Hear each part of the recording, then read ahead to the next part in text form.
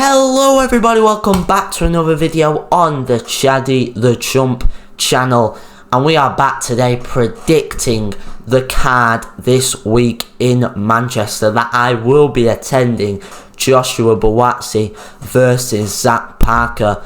It's a very stacked light heavyweight, some other divisions on it as well, but primarily light heavyweight bouts. And it's going to be a good one, right? I'm going to be attending. It's in the Co-op Live Arena. A very good arena. The best arena indoor in the UK, in my opinion. Because brand spanking new. Seats are all like padded, every seat. Just an amazing venue to go to. And I'm luckily enough going to my third event there. So this is going to be a very fun show. I always love the stacked cards. They're much better than the just one big fight and then the rest small. Unless it's like stadium shows, then I guess most of it is just the one big fight with the undercard not being great. You know, you can get anomalies where you do have good stadium shows, but rarely not. And I do like the stacked cards, and this is nothing short of stacked. So we are going to be predicting it today, getting our thoughts ahead of it. And yeah, let's just get right into it. Okay, so first, the main event, a very good fight. Joshua Buatsi returning against Zach Parker. Buatsi coming off that fight of the year potential bout against Callum Smith. What a fight that was. I remember watching it and it was brilliant. It was just a pure British fight. It was in Saudi, but the British fight sort of culture was oozing out of it because it was brilliant. It was a brilliant fight, and I hope, I pray that this fight is going to be half of what that was, because if it is, it's going to be a banger. And Zach Parker can bring it, right? You know, some may be underestimating him, right? Some say Parker isn't quite at the world level that Buatsi is at, but who knows, man? You know, if Parker wins this fight, he's going on to another levels. And if Buatsi wins, he's going to go back up to that world level that he wants to. So, let's talk about Buatsi first, right? Because that Callum Smith fight was a very good fight. And it was a close fight as well. I think people are forgetting that, right? I do think Callum Smith did win the fight, but it was very close, you know. And you can't take away anything from that performance by Buatsi. He left everything in the ring, and you know, that's really what every fan is looking for, even if you lose.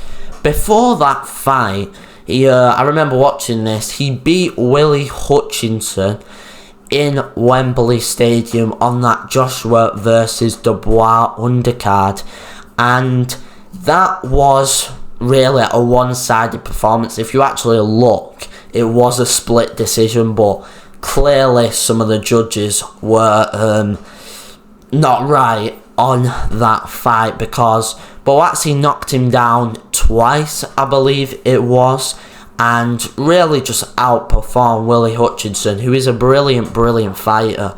So Buatsi is definitely at world level. He's a world level fighter. I think if he fought Callum Smith 2 more times, Buatsi would win one, Smith would win one. That's how close he is. And we all know Callum Smith is at world level. So I think Buatsi is at that kind of same sort of stature. And rightly so, he has got some great wins. He's beat Dan Aziz as well. Just a great fighter. And there is a reason why he is headlining this card, is because he is such a good fighter. Now then, Zach Parker, I don't believe is at that world level yet. If he beats Buatsi, of course he is. He's faced primarily British level sort of fighters, and he's won most of them. He only had one loss, which was to John Ryder, but I think probably if he fought him again, he'd probably win that.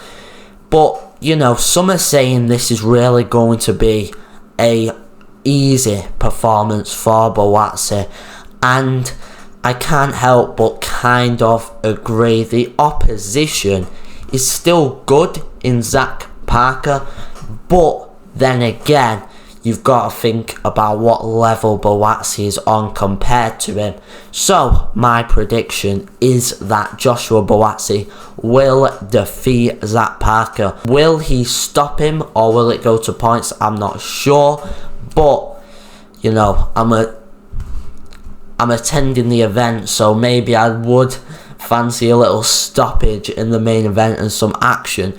But there is going to be action all on this card throughout, because it's a stat card. So let's talk about the other fights. Okay, then let's talk about the co-main event. Lyndon Arthur taking on Brad Raya. This is a very, very good fight. It's for the European title, and it's just going to be very, very good. It's a Manchester derby. Obviously, Brad Raya, the Man City fan, Lyndon Arthur, the Man United fan, and the crowd is going to be buzzing for this one, I tell you. Lyndon Arthur, a top flight fighter, right, fought last time out against Anthony Yarde, and I'm going to say it right here, I thought Lyndon Arthur beat Anthony Yarde on that night. It was a very close fight, and look at Anthony Yarde now. He's going against a world champion later in the month, and Lyndon Arthur is going for the European title, which is still a very, very good prize. But I think Lyndon Arthur is above this European level, to be honest, and I think he's a world-class fighter, you know. He's lost when it comes to those elite level, you know, like Dimitri Bivol. He fought him, he got dominated by Bivol. He did well then coming back against Liam Cameron, and lost to Anthony Yarde in a fight that was very close at Tottenham Hotspur. And, you know, personally I thought he won. Maybe others disagree with me. Obviously the judges did. But in terms of that, Lyndon Arthur is a very good fighter, and Brad Raya has got a tough task on his hands defending his European title.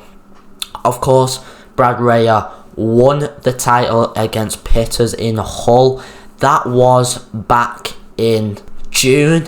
That was a very, very good fight. It was reasonably close. One of those rounds were absolutely amazing. Possible round of the year, you know. So this is going to be a good matchup. But in terms of the winner, I do believe that Lyndon Arthur is on another level to Brad Raya. I just think he's a world-class operator, Lyndon Arthur, and I do think he will come out with the victory in this fight and win the Manchester derby. So, but I'm looking forward to this one, and you know, I won't mind seeing Brad Raya upset Lyndon Arthur, because I think Lyndon Arthur is the favourite going into it. I think it'll be good, and we'll have to see come fight night. Liam Cameron versus Troy Jones is the other fight on this card. This is another brilliant one. It was meant to be Daniel Lappin versus Troy Jones, but I think Liam Cameron's a better fight to match against Troy Jones. I think it'll be a more good British fight. Daniel Lappin, I don't want to say he's boring, but he isn't as exciting as these, you know, Liam Camerons and, you know, these British light heavyweight fighters.